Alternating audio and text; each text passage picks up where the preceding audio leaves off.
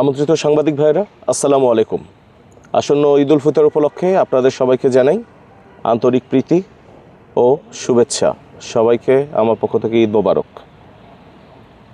ঈদ উল ফিতরের এই সময়ে দেশবাসীর এই ঈদ আনন্দকে নির্বিঘ্ন করতে এবং সীমান্তে নিরাপত্তা নিশ্চিতে বিজিবি এবং সর্বোপরি সরাইল ব্যাটালিয়ন 25 বিজিবি সদা জাগ্রত। এই ঈদকে সামনে রেখে চোরাকারবারিরা যেন সীমান্ত দিয়ে মাদকদ্রব্য সহ অন্যান্য চোরাচালানি মালামাল বাংলাদেশে প্রবেশ করাতে না পারে, সে ব্যাপারে আমরা গোয়েন্দা নজরদারি বৃদ্ধি করেছি এবং চোরাচালান প্রতিরোধে সরাইল ব্যাটালিয়ন বদ্ধপরিকর। আমাদের সম্মানিত মহাপরিচালক বড়াঘাট বাংলাদেশের নির্দেশনা, বিজিবি হবে সীমান্তের নিরাপত্তা ও আস্থার প্রতীক। এই মূলমন্ত্রে দীক্ষিত হয়ে সীমান্তে সরাইল ব্যাটালিয়ন 25 বিজিবি কর্তৃক গোয়েন্দা নজরদারি বহুলাংশে বৃদ্ধি করা হয়েছে। এরই ধারাবাহিকতায় সুনির্দিষ্ট গোয়েন্দা তথ্যের ভিত্তিতে গত 19শে মার্চ 2026 তারিখ আনুমানিক 1900 ঘটিকায় সরাইল ব্যাটালিয়নের অধীনস্থ মুকুন্দপুর বিওপির টহল দল কর্তৃক দায়িত্বপূর্ণ সীমান্ত পিলার হতে বাংলাদেশের অভ্যন্তরে আনুমানিক 250 গজ ভিতরে ব্রাহ্মণবাড়িয়া জেলার বিজয়নগর উপজেলার কামালমোড়া নামক এলাকাতে একটি বিশেষ অভিযান পরিচালনা করা হয়। উক্ত অভিযানে সীমান্ত এলাকায় জঙ্গলে দিয়ে মাটির নিচে ঢেকে রাখা লুকায়িত অবস্থায় ভারতীয় অবৈধ মোবাইল ফোনের ডিসপ্লে 9,600 পিস, ভারতীয় সানগ্লাস টোটাল 13,628 পিস এবং উন্নত মানের ভারতীয় শাড়ি 343 পিস আটক করতে আমরা সক্ষম হই।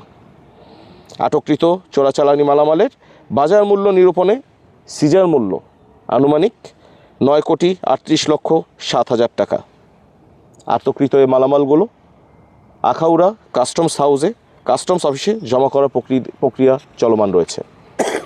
এই ঘটনায় কেউ আটক আছে কিনা? কাউকে ধরতে না, এই ঘটনায় কোনো আটক নেই। আপনারা আরও জেনে খুশি হবেন যে গত জানুয়ারি 2025 সাল হতে আজকে পর্যন্ত 20 মার্চ 2026 সাল পর্যন্ত সরাইল ব্যাটালিয়ন 25 বিজিবি কর্তৃক 143 কোটি টাকার আনুমানিক 143 কোটি টাকা মূল্যের মাদক এবং অন্যান্য চোরাচালানি পণ্য আটক করতে সক্ষম হয়।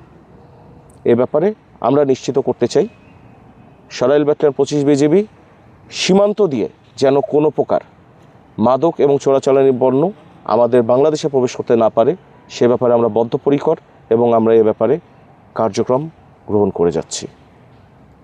ধন্যবাদ, সবাই ভালো থাকবেন। স্যার, এই যে একটা জিনিস দেখলাম যে আসলে চোরাকারবারিরা প্রতিনিয়ত বিভিন্ন ধরনের কৌশলে তারা মালামাল নিয়ে আসছে, যেমন এই যে আপনারা যেটা করলেন যে মাটি করে তারা রাখছে, এই যে কৌশলগুলো বদলাচ্ছে, সেক্ষেত্রে আপনারা বিজিবিও কি কৌশলী হচ্ছে কিনা? আমরা অবশ্যই চোরাকারবারিরা তাদের কৌশল বদলাচ্ছে এবং আমাদের এই কারণে আমাদের গোয়েন্দা নজরদারিটাকে বৃদ্ধি করা হয়েছে। তো তারা যে কৌশলগুলো পাল্টাচ্ছে, আমরা গোয়েন্দা নজরদারি বৃদ্ধির মাধ্যমে আমরা সে কৌশলগুলো জানতে পারছি এবং আমরা আমাদের অপারেশনের প্যাটার্নও সেভাবে আমরা পরিকল্পনা করছি।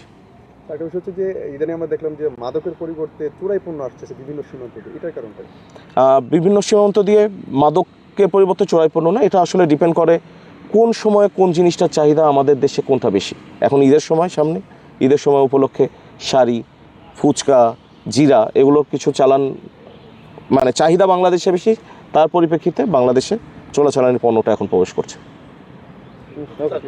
চোরাচালান বৃদ্ধি পেয়েছে না আপনাদের জব্দ বৃদ্ধি পেয়েছে, কোনটা? চোরাচালান বৃদ্ধি পায়নি, আমাদের জব্দটা আমাদের বৃদ্ধি করা হয়েছে।